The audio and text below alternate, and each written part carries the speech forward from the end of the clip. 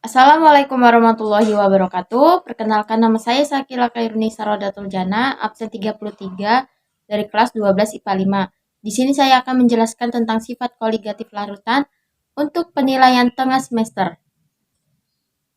Pengertian sifat koligatif larutan. Sifat koligatif larutan adalah suatu sifat larutan yang hanya dipengaruhi oleh jumlah partikel zat terlarut. Jadi, semakin banyak zat terlarut, maka sifat koligatifnya akan semakin besar. Sifat koligatif larutan ada 4 macam.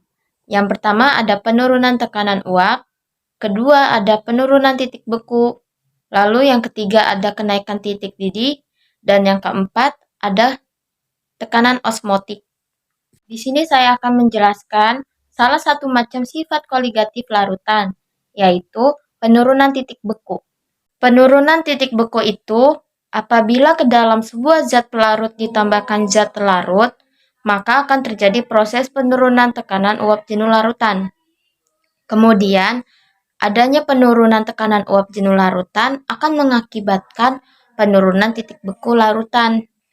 Dapat dikatakan bahwa larutan akan membeku pada temperatur yang lebih rendah.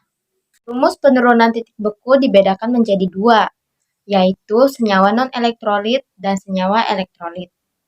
Rumus untuk senyawa elektrolit ada delta TF sama dengan molal kali Kf, atau delta TF massa per mR zat terlarut dikali 1000 per massa pelarut dikali Kf. Lalu, untuk senyawa elektrolit ada delta TF sama dengan molal kali Kf kali I, atau delta TF sama dengan massa mR zat terlarut dikali 1000 per massa pelarut dikali Kf dikali I.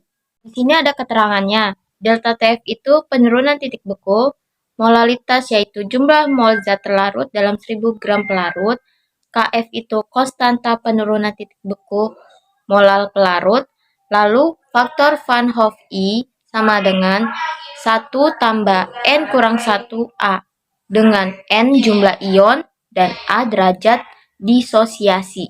Lalu di sini ada contoh soal yang sudah saya cari lewat Google. Contohnya, sebanyak 2,4 gram urea MR sama dengan 60 dilarutkan dalam 50 gram air. Jika Kf air sama dengan 1,86 derajat Celcius, tentukanlah titik beku larutan. Di sini ditanyainya titik beku larutan, jadi kita cari diketahuinya dulu.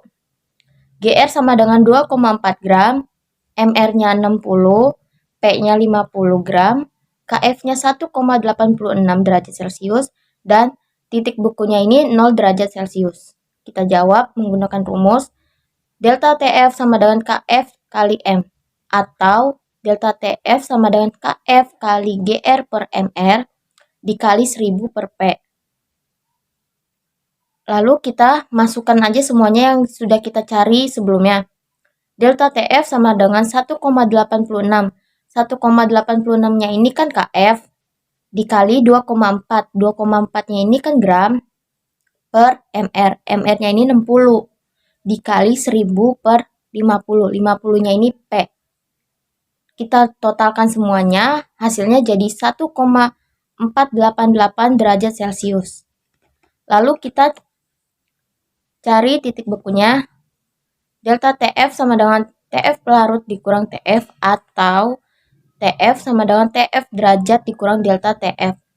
TF sama dengan TF derajat ini 0 dikurang 1,488.